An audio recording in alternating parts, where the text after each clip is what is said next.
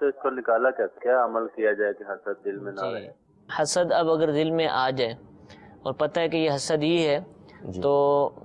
اس کو نکالیں گے کیسے؟ اور یہ بتائیے کہ معلوم ہو جاتا ہے انسان کو یا یہ انجان رہتا ہے اس معاملے میں انسان؟ دیکھیں بعض اوقات ہو سکتا ہے کہ وہ انجان رہے، اچھا، یعنی وہ سمجھ نہیں پا رہا ہو اور توجہ نہیں رکھ رہا ہو، لیکن اگر وہ غور و فکر کرے گا تو پتہ چلے گا کہ یار واقعی میں فلاں سے جلتا ہوں، ٹھیک ہے، فلاں کو جو منصب مل رہا ہے اس پر میں بظاہر تو اس کے ساتھ صحیح رہتا ہوں، صحیح، لیکن دل میں جو ہے میرے کو یہ تمنا ہے کہ اس سے اس کو چیز ملنی نہیں چاہیے، یہ ترقی کرنا نہیں چاہیے، یہ ہوتا ہے عام طور پر۔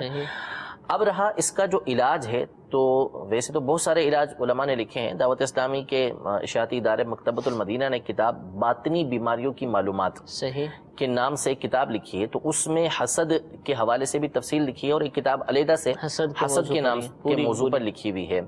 تو اس میں یعنی اس کتاب کے اندر باطنی بیماریوں کی معلومات میں 14 علاج انہوں نے نقل کیے ہیں، امام غزالی رحمۃ اللہ تعالی علیہ کے احیاء العلوم سے لے کر 14 اس کے علاج ہیں۔ تو تفصیل تو آپ اس میں ملاحظہ کر سکتے ہیں۔ مثلا اللہ تبارک و تعالی سے دعا کرنی چاہیے کہ دعا مومن کا ہتھیار ہے کہ اللہ میں اس بیماری کے اندر مبتلا ہوں تو یہ مجھے اس بیماری سے نجات عطا فرما، اور اگر نہیں پتہ تب بھی فرضی کہ اگر مجھ میں یہ برائی ہے تو یا اللہ تبارک و تعالی دور فرما۔ اسی طرح دیکھیں جب کسی چیز کی تباہ کاریوں پر ہم توجہ رکھیں گے کہ اس کی وجہ سے کیا کیا پریشانیاں ہوتی ہیں، کیا کیا اس کے عذابات ہیں، تو یہ چیزیں بھی ہمیں گناہ سے بچائیں گی۔ بعض اوقات گناہ سے بچنے کی فضیلت ہوتی ہے کہ اس جیسے غصہ ہے کہ غصہ بندہ نافذ کرنے پر قادر ہے لیکن نافذ نہیں کرتا، تو اللہ تبارک و تعالی قیامت کے دن تمام لوگوں کے سامنے بلا کے اس سے فرمائے گا کہ جس حور کو لینا چاہے لے لے۔ تو بعض اوقات پی جانے والے کے لیے نافذ نہیں کیا اس نے غصہ، تو ان چیزوں پر غور و فکر کرے۔ اب جیسے مثال کے طور پر ایک دو حدیثیں میں ذکر کرتا ہوں۔ ایک تو مشہور حدیث پاک ہے کہ حسد جو ہے وہ نیکیوں کو ایسے کھا جاتا ہے جس طرح آگ لکڑیوں کو کھا جاتی ہے۔ ابن العرابی رحمۃ اللہ تعالی علیہ یہ فرماتے ہیں کہ میں نے حاسد سے بڑا مظلوم کوئی نہیں دیکھا، حاسد سے بڑھ کر مظلوم کوئی نہیں دیکھا کہ وہ سامنے والے کی نعمت کو دیکھتا ہے، اس سے جلتا ہے۔ اب یہ دل کے اندر جلتا رہتا ہے جس کی وجہ سے اس کی دنیا میں بھی پریشان رہتا ہے، کیونکہ اس کے تمنا کرنے کی وجہ سے وہ نعمت اس سے چھنے گی نہیں، کیونکہ اس کو نعمت دینے والا اللہ تبارک و تعالی ہے۔ تو اب وہ اللہ تبارک و تعالی کی تقسیم پر بھی راضی نہیں ہوتا،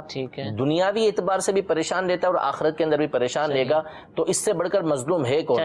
مل بھی کچھ نہیں رہا، اور خواہ خواہ کے اندر دنیا میں بھی پریشان، اور آخرت کی تو گناہ کے لیے وہ آخرت کا جو عذاب ہے اس کے لیے اپنے آپ کو اپنے لیے خیر طلب کرتا ہے، یہ زیادہ بہتر تھا۔ ٹھیک ہے، ایک تو یہ حدیث پاک ہے۔ دوسری ایک حدیث پاک کے اندر یہ موجود ہے کہ جو حسد ہے وہ ایمان کو اس طرح خراب کر دیتا ہے جیسے ایلوا، یہ کڑوا درخت ہے، یہ شہد کو خراب کر دیتا ہے۔ یعنی اگر آپ شہد کے اندر ایلوے کو ڈال دیں تو وہ شہد کو خراب کر کے رکھ دے گا، اتنا بدبودار اور اتنا کڑوا وہ ہوتا ہے تو شہد خراب ہو جائے گا۔ تو اس طرح ایمان جو شہد کی طرح میٹھا ہوتا ہے، اس میں حسد ایلوے کی طرح داخل ہو کے اس کو خراب کر دیتا ہے۔ نبی کریم صلی اللہ تعالی علیہ وآلہ وسلم نے کئی ایک مقامات پر حسد کرنے سے منع فرمایا ہے، اور کئی مقامات پر موجود ہے، تو اس لیے جو وعیدیں اس کی بیان ہوئی ہیں اس پر غور و فکر کرتا رہے۔ پھر اس کے بعد جو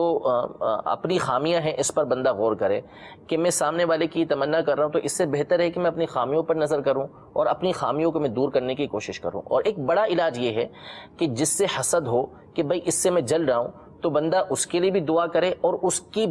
ترقی کے لیے خود کوشش کرنا شروع کر دے، یعنی اس کے لیے آگے بڑھنے کے لیے خود اس کی رکاوٹیں بنتی ہیں تو وہ دور کرنا شروع کر دے۔ یہ چیز بھی اس کے لیے ممد و معاون ہوگی کہ جس کے ذریعے سے اس کا حسد دور ہو جائے۔ حسد دل میں آ